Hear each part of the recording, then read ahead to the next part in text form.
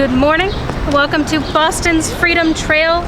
Beautiful route through Boston, showing you some of the city's history, connecting physically through the streets of the city.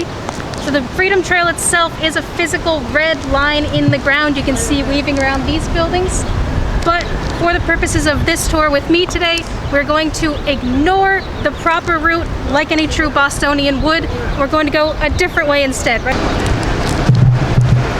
We'll head right up into the park, a little in the shade. Okay.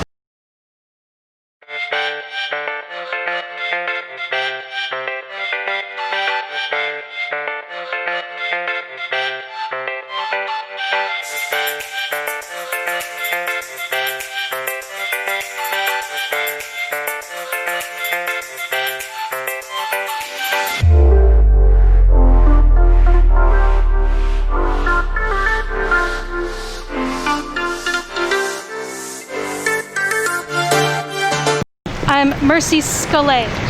Okay. She was the fiance of Dr. Joseph Warren, an officer in the Continental Army. Okay. When he unfortunately dies at the Battle of Bunker Hill.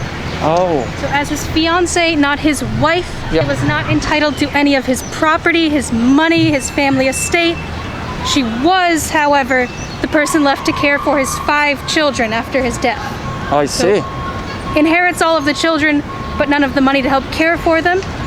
Benedict Arnold, a very nice man involved with the army a little bit further north, does send her some money to help raise these Warren children, but this leaves her in a little bit of a lurch. So that is the person that I'm embodying for the sake of the tour today. We'll talk about Dr. Warren a couple of times as we go along. He was a pretty big figure, and his fiancée is not as well known, which is unfortunate. Okay. So we are standing in Boston Common, acres of public land right here in the city.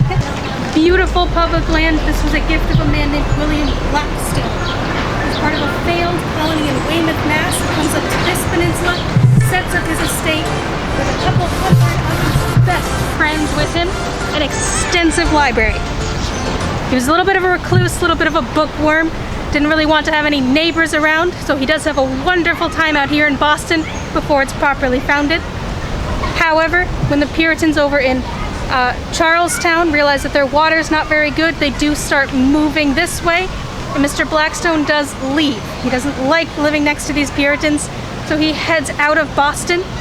He returns to the city 25 years later, one final time, to offer his hand to a wealthy widow who wants to marry her and leave the city again. She agrees that she will leave with him and marry him, but only if he asks her by riding into Boston on the back of a white bull, a la Lady Godiva. So he rides into the city on the back of a white bull in his finest birthday suit and does leave with this widow. They are married and they live over in what becomes Rhode Island. But before he leaves, he declares that his estate land should be held in the public trust. So that is the Boston Common we are on today, the land of Mr. Blackstone. To this day, it's held in the public trust by the people of the city. It is public land for use by everyone in Boston and everyone who visits Boston, like people on these tours, which is a pretty fantastic gift for him to leave for us. Lots of different events have happened on the Boston Common throughout history. Animals used to graze on this land as late as the 1800s. This was public grazing land for your family cattle. The British Army camped out here during the Revolutionary War before leaving the city after the first few battles of the war. And this is where entertainment would happen. So it's the 1600s. You're living here in Boston, very devout Puritan lifestyle. Saturday afternoons, you come out to Boston Common with your family for the fun family activity of the day, public punishments.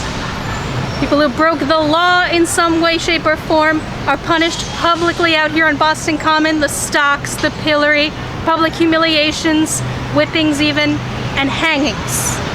Hundreds of men, women, and children hanged on Boston Common and buried in the ground beneath our feet. One of the most famous was Mary Dyer. She was a Quaker who wanted others to become Quakers as well here in Boston. She's proselytizing. However, the Puritans of Boston don't like that. They do actually kick her out of the city. But she returns to Boston, so they kick her out a second time. When she returns again, they are just tired of dealing with Mary, so she is hanged on Boston Common. This is in 1660. And she has a statue today up by the State House honoring her legacy. Again, that was many years ago. I'm sure none of the bodies remain in the park today, but we will watch our step as we head a little bit further in. And as we head up this way, our view is going to open up behind those trees of beautiful Boston State House. So you can see the gold starting to peek through. That is real gold up on top of the dome there, 23.5 carats. Stretched so thin that if you could get up there and scrape it off, you got all of it, you'd have about a softball-sized ball of gold. Wouldn't recommend doing that. Not at all.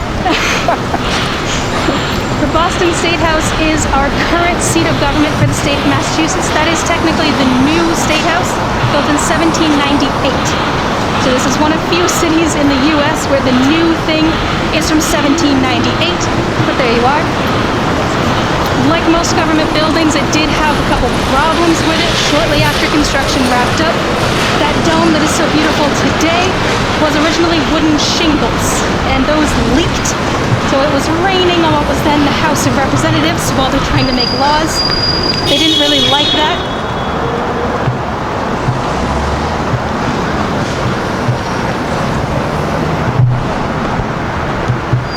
So in the 1870s, it's first covered with gold. Again, it is real gold up there. It has been gold almost continuously since the 1870s. It was briefly painted black. During World War II, you could see straight from the harbor up to the State House here because the city was a bit smaller back then. So we actually painted the State House dome black during World War II to hide it from any German submarines we were worried about in Boston Harbor. After the war, it's re-gilded, and it's been gold since then. Behind the State House is the Beacon Hill neighborhood. It's named for a hill that used to be there and a beacon that used to be on top of it.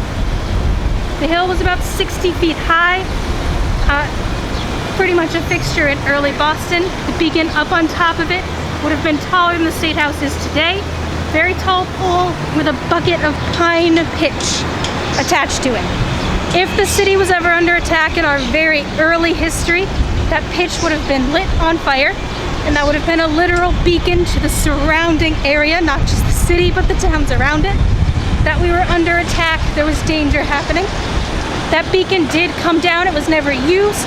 It came down before the Revolution, we never even used it then. And then during the Big Dig project in the 19th century, the mid-1800s, Beacon Hill was carved out and the land was used to fill in what becomes the Back Bay neighborhood.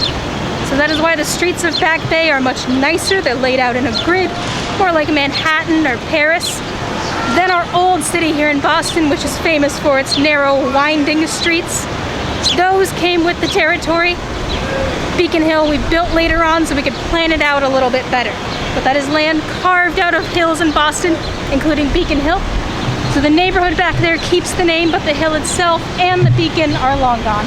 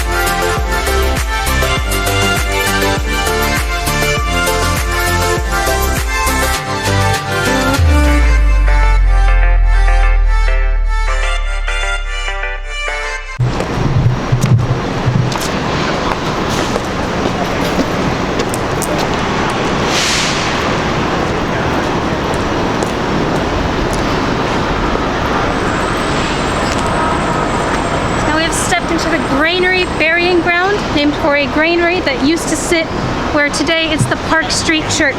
The granary was torn down and replaced with that church after the State House moves up on the hill there. They wanted something a little bit nicer to look at out their windows than a very working class granary, so we have a beautiful house of God today. That Park Street Church is known as Brimstone Corner, not because of the fiery sermons that happen inside, but the literal smell of sulfur that surrounded the church its first few years. Built in 1812, I believe, that church was used to house gunpowder during the War of 1812. After the war, the gunpowder was moved out. Luckily, there was never an incident while the basement of that church was filled with barrels upon barrels of gunpowder. Remember, it's a church. They are famous for their use of candles, especially in the early 1800s. If there ever had been an incident, the beautiful 217-foot steeple on the top of that probably would have gone right into space. So luckily, there was never an incident before the end of the war and the gunpowder is removed. Again, this granary burying ground does keep that original name for the building that used to be there. There are about 5,000 people buried in here, under 2,300 headstones. A couple of different ways to lose track of that many headstones. The graveyard was moved around a few times. So the first time graves were moved was when the groundskeeper out here got a hold of a gas-powered lawnmower for the first time. That made mowing easier, but only insofar as they could get around the haphazardly placed graves. So a lot of the gravestones were picked up and moved into the nice neat rows you see today, so that the lawnmower could get around them a little bit easier. The second time everything is moved is for the beautiful pathways that we are on currently, put in by the National Park Service. These pathways, again, were a construction project that required moving of the stones to get out of the way of their planned layout. So to this day, we don't know where really anyone is in this graveyard. There's maybe a handful of bodies under the correct stone, but for the most part, everything has moved so many times we've lost track of who's under where. In this graveyard, we have a couple of big names. I'll hit the elephant in the room first. That is Franklin back there. That is Ben Franklin's parents and sister. I'll talk about him a little bit more later on. He was born in Boston, but he does leave the city. He's actually buried in Philadelphia, where he spent most of his adult years. His family does stay in Boston, so they are under that gravestone, but not Ben himself. A couple of big revolutionary names in here that I'll hit on one at a time, but James Otis over there, John Hancock, Paul Revere, and Samuel Adams. Big revolutionary names that all contribute some very important elements to the founding of the country.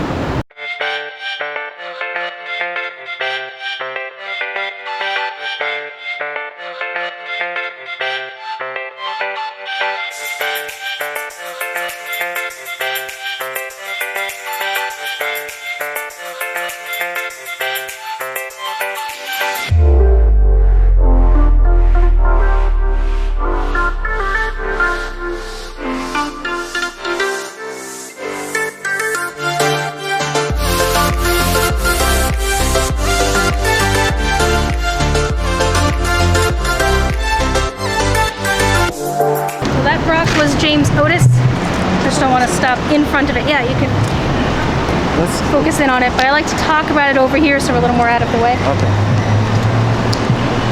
James Otis was famous for an oration he made.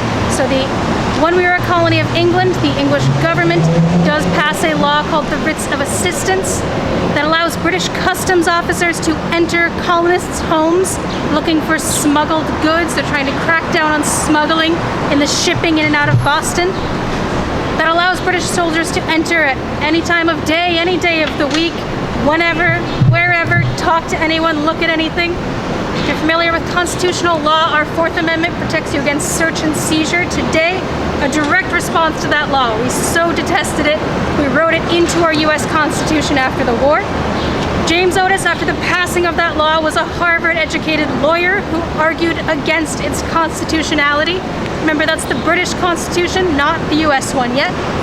He does argue for 5 hours against this law, and he fails his case. The law does remain in effect, but out of that oration we get not only the first instance of arguing against the legality of British actions here in this colony, but a couple of very important sentiments, including taxation without representation being tyranny, and a man's home is his castle, comes out of James Otis in that oration. After that event, he is invited to argue further. He heads to a bar here in the city, walks down the stairs, a door is shut behind him, and he's actually beaten. It was a trap that had been laid for him because his sentiment was inspiring so many people. He's beaten within an inch of his life. He's rushed to Dr. Warren, again my fiance, who does patch him up pretty well, but puts a copper plate in his head, which is a very important detail since Mr. Otis does enjoy what we call today storm chasing. He's a fan of lightning, he's fascinated by it, much like Mr. Franklin. And unfortunately, we believe that that copper plate does eventually lead to his demise when he's caught by a bolt of lightning in his head. He was 58 years old at the time of death, which is pretty impressive for a man in the 1700s who has a copper plate in his head for a lot of his life. But again, this is well before any of the other events I'll talk about, the Boston Massacre, the Tea Party. Early 1700s, Mr. Otis is starting to inspire people into thinking about why we are following the rule of England, starting to question that a little bit. Our next gentleman, just up this way, this very tall monument.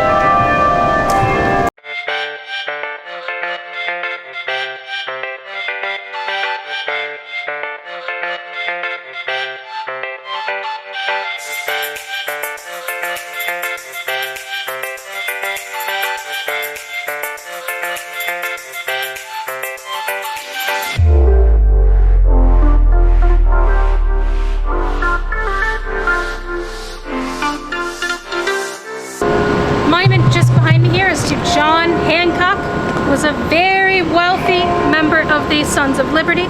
He got his wealth the old-fashioned way. He inherits it from a wealthy uncle who teaches him the family shipping trade. Hancock was what we call a financier of a lot of the revolutionary activities. Whenever there's a big event coming up, I'll talk about one in a little bit, a massive funeral procession, for example. The other Sons of Liberty would talk to John Hancock about donating the funds for this event.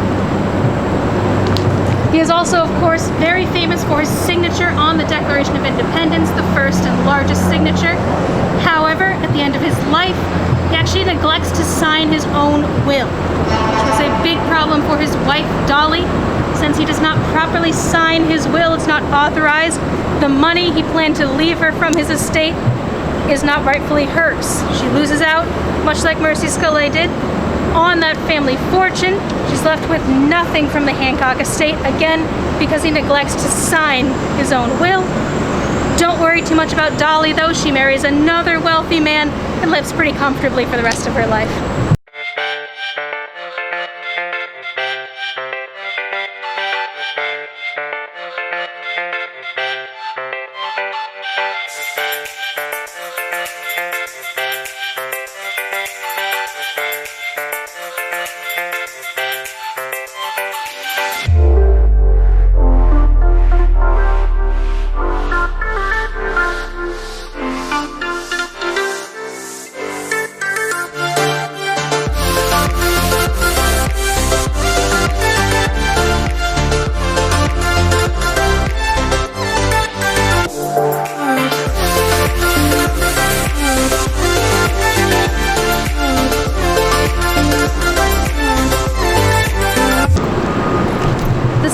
Next gentleman, Paul Revere, of course most famous for his midnight ride. I'll get to that in a moment. He actually had quite a few other businesses going. I've mentioned him as the man who helped put copper on the State House dome.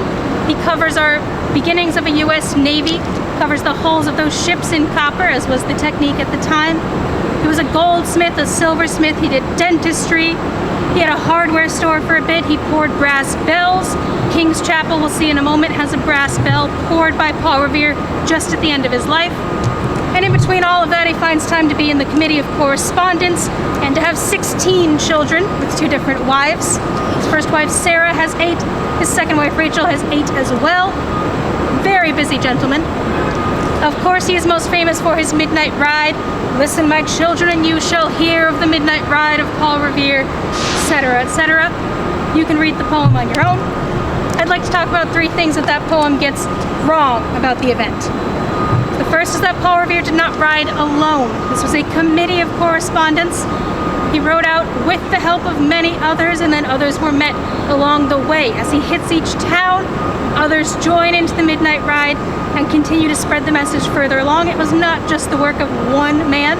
Paul was one of many whose name just happens to rhyme very well, fits into a poem easily, so that's why he is the most well-known of the people riding that night. There was actually, along the route of the midnight ride, a gentleman who had to stay in town, gather the militia up in his town.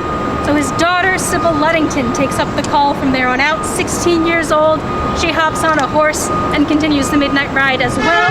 So not only was Paul not alone, but there were some very interesting characters riding out at the same time. The second is that Paul did not yell, "The British are coming!" Everyone still considered themselves British. That would be like me, running up and down the street here, Tremont Street, today, and yelling about how there are Americans out here. Yes, Paul Revere most likely yelled that the regulars are out. Hi, I'm Dan, and I have a question for you. All right. I see that this is Paul Revere's term, but he was famous, I think, in the Revolutionary War for holding up lanterns. Can you tell us a little bit about that summary? Yes, he didn't personally hold the lanterns, but he was involved in the midnight ride. So the lanterns were a signal physically put in the steeple of the Old North Church, just sort of a backup plan in case Paul Revere and the other riders didn't make it out where they were intending to go.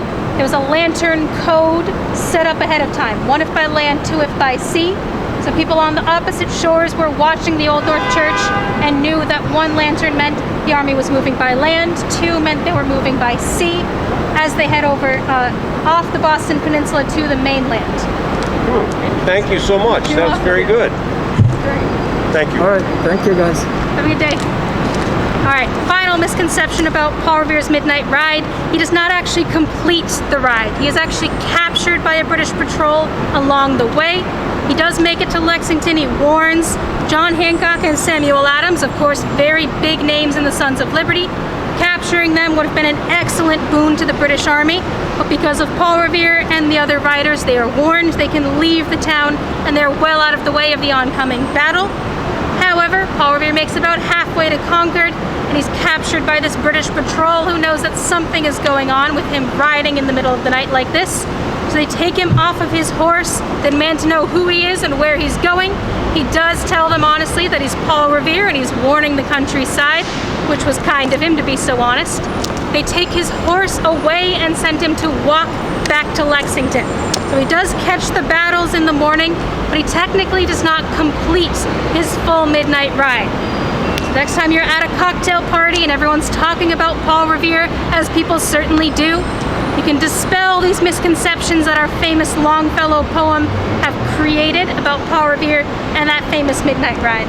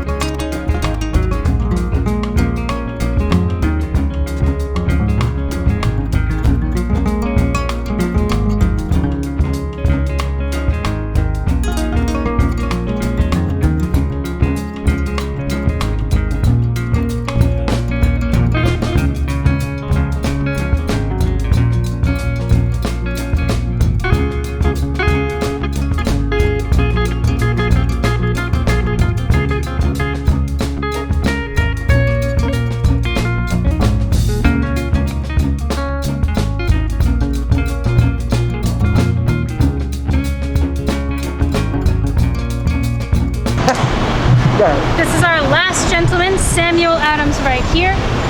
He is what we would call today a master of the spin. Be a very good talking head for a politician on the news. He was good at taking an event and inspiring a narrative surrounding it using a lot of emotional language. So one very famous event is the Boston Massacre. to this day, and I'll address that later on. But 11 days before the Boston Massacre, there was actually another event, very similar nature. There was a boycott on British goods here in Boston, but some sellers, some storefronts are still selling those goods. One such store had a mob starting to gather in the front of it. This mob was hurling insults and hurling bricks at the store. A British customs officer comes by, Ebenezer Richardson. He tries to dispel this mob, send them all home, end this before anyone gets hurt. However, the mob instead follows him home, and they start hurling bricks at his windows. He's not very happy about that, so he takes his musket, fills it up with a blank shot, just gunpowder. The noise, the explosion, he hopes will scare everyone away.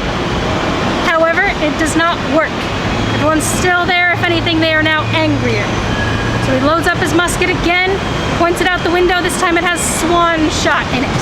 Those are pea-sized balls of lead, similar to a modern-day shotgun.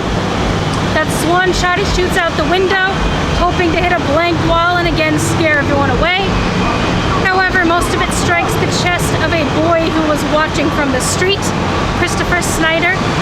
He does unfortunately die because of this injury. His mother is a widow, a German immigrant. This was the last of her family, and she cannot afford a funeral for her son. So she goes to Samuel Adams, and he says, "Don't worry, ma'am, I've got this." And he goes to John Hancock and says, "John, you and your money have got this." With Samuel Adams planning and John Hancock financing, a massive funeral procession heads right down Tremont Street here for Mr. Snyder. Thousands of mourners join in, and this is the first event, 11 days before the Boston Massacre, where there's a narrative of British violence. Citizens here in this colony, not country yet, are being killed in the streets by the violence of British officers, and that you can see even more intensely with the Boston Massacre and the deaths at that event as well.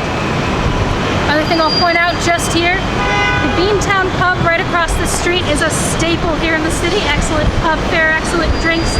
They have some lovely outdoor seating today. Stay safe. It is also the only place in Boston where you can get a cold Sam Adams right across the street from a cold Sam Adams. Now we'll head out of the graveyard here.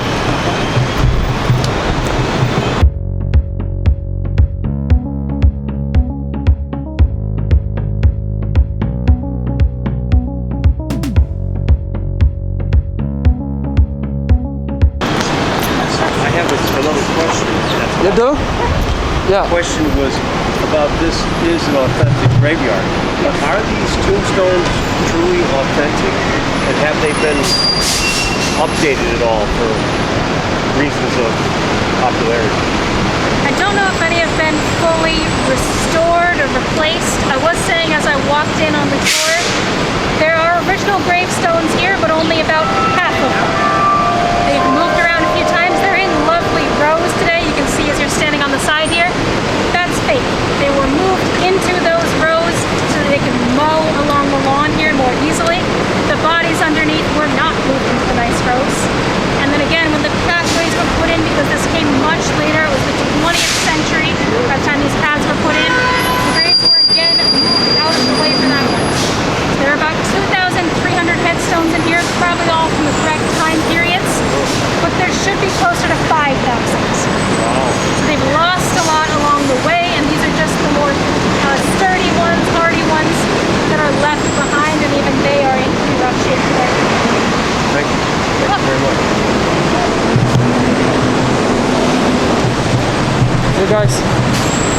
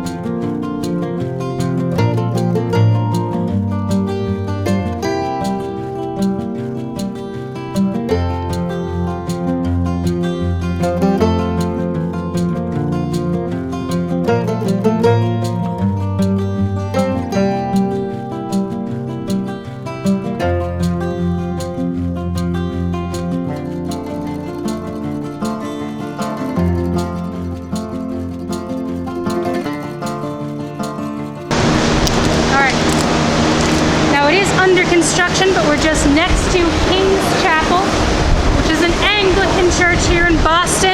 If you don't know a lot about the religious conflicts out here, Anglicans were not very popular. It was bold of them to build a church out here. What they did, they took some land from a graveyard in the 1600s and built this church. It was originally wood. In 1725, it was covered over with this stone. During that construction period, the stone was built around the outside of the original wooden building. Then it was dismantled from the inside and thrown out the windows. So through the entire process, services never stopped. That is the oldest continuously used pulpit in America, is in that building, because again, services never ceased through that construction and through this one as well. Now you're standing on top of a marker for the Boston Latin Academy. That is the oldest public school in the city, built in 1635. Harvard was 1636.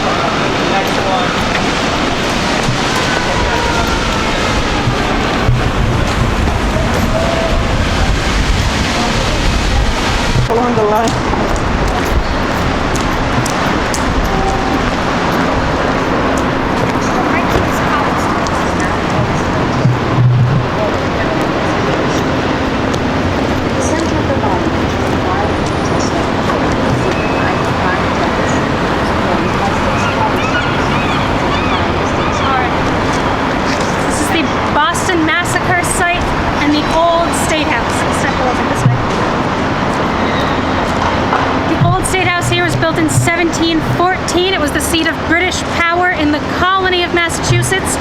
Again, after our statehood, we built the new State House, 1798, that replaces this building. So this building has been restored. You can see the lion and unicorn up on the top of it. Those are symbols of the British Crown. Obviously, we took them down during the Revolutionary era, ripped them off, burned them in a massive bonfire. It was a great community building activity. After the war, we put them back up and restored the building.